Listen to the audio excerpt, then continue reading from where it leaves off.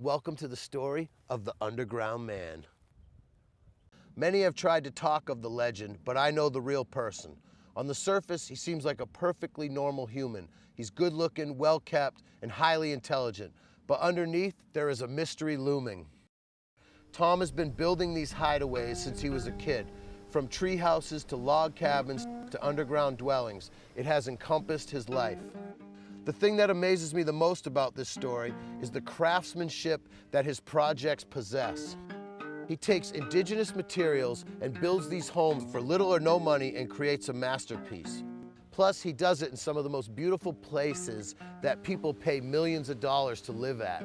He finished building his first dwelling in the late 80s on the island. For years, he lived there unbothered. He was living his life perfectly peaceful without treading on anyone. Then one day, a nosy hunter stumbled across his home and just couldn't keep his mouth shut. He ran and told the authorities instead of moving on his way. The authorities really had no idea what to do about this thing. The guy really wasn't bothering anybody, but how could they let him stay? What if everyone started doing it? Yeah, right. Nobody can do what this guy does.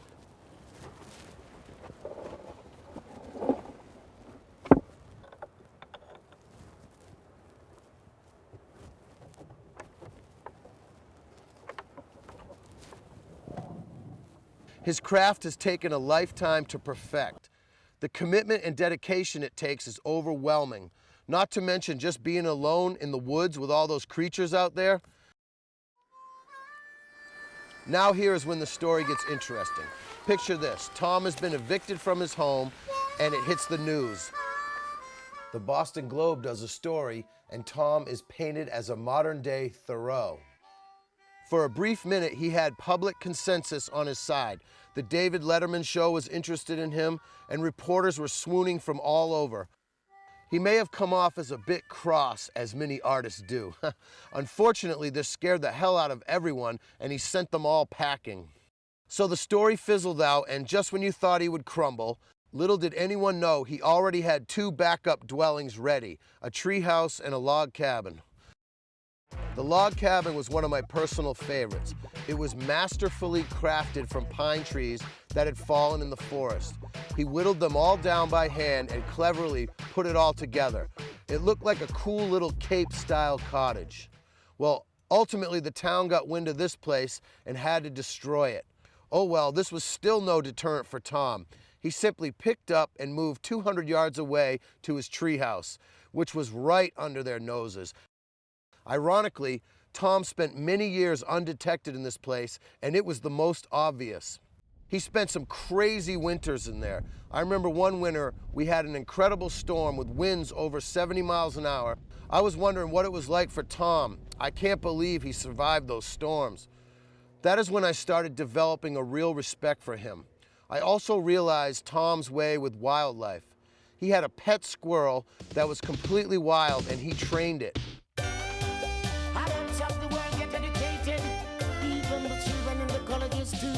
Brothers and sisters, oh, did you hear me when I say,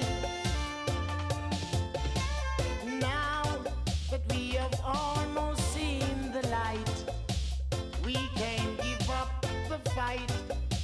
Let's not wait another night. Go out and tackle this flight, for the week has become a might, cause the horizon is near in sight. Thank you for the prophecy that we use as our guide. Oh, now we are on our way. We are on our road. We are going home. It's a brand new day. That all the warnings I gave about simplicity is not falling on the ground, but somebody is catching up. Getting smart, realize that the birds and man are one. And Quite a bit of time had gone by since Tom's run-ins with the law, and he was kind of flying under the radar at this point. He was also exploring the island for future spots to build at. He was on a roll at this point, and nothing was going to stop him. This is Underground Tom, and today we're going on a little trespass.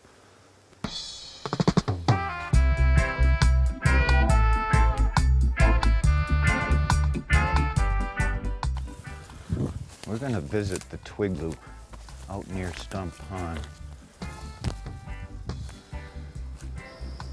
This is a unique part of the island. Little Fern Grotto. The changes of the season here was really remarkable to be first-hand witness, and then being so concealed, hardly anything or anyone, or certainly no one, knew I was here.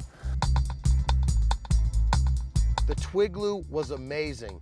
To me, this solidifies the folklore of the underground man. Took me 2 years to weave this. But that was commuting from the treehouse, 5-mile bike ride out here.